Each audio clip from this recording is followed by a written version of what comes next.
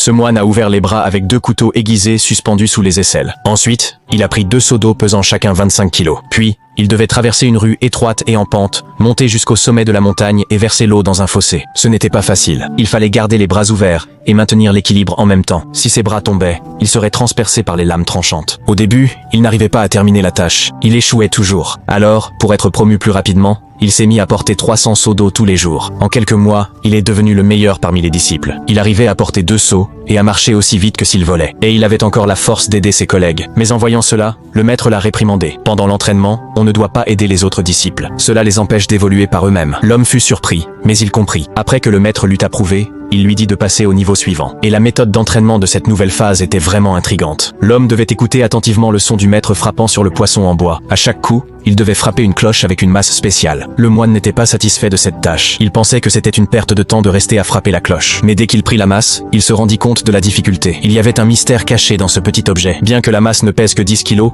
elle était fixée à une longue perche de bambou flexible, sans support solide. Elle semblait peser 120 kilos et ne pouvait être utilisée qu'avec une seule main. En tant que débutant, le moine ne pouvait tenir la perche que dans une position très proche de la masse, arrivant à peine à la soulever. Mais après quelques coups, son poignet perdit sa force. Il regarda le maître, qui continuait à frapper sereinement sur le poisson en bois. Et il ressentit instantanément un fort esprit de compétition. Il tint fermement la perche et continua à frapper la cloche, refusant d'abandonner. Même quand son poignet devint violet. Après quelques mois, il arrivait déjà à tenir la perche par l'extrémité inférieure et à suivre le rythme accéléré du maître, frappant avec fermeté et précision. Ainsi, il réussit le test. Il fut promu superviseur du pavillon des écritures et passa au niveau d'entraînement suivant. Dans cette nouvelle étape, l'homme devait rester entre 2 grandes bougies d'encens allumées, en gardant les yeux fixés sur la flamme qui oscillait d'un côté à l'autre. Pendant ce processus, sa tête ne devait pas bouger. C'était un entraînement pour renforcer la stabilité mentale. L'homme était confiant. Au début, ses yeux suivaient rapidement les flammes. Mais à mesure que le maître augmentait la vitesse, il finit par bouger la tête involontairement et fut brûlé par la flamme. Le maître l'avertit. Votre tête ne doit pas bouger avec vos yeux. Essayez encore. L'homme ne se laissa pas décourager. Il fit un pas en avant avec détermination. Cette fois, il calma son esprit. Peu importe à quelle vitesse le maître accélérait les flammes, sa tête resta complètement immobile. En voyant cela, le maître fut très satisfait.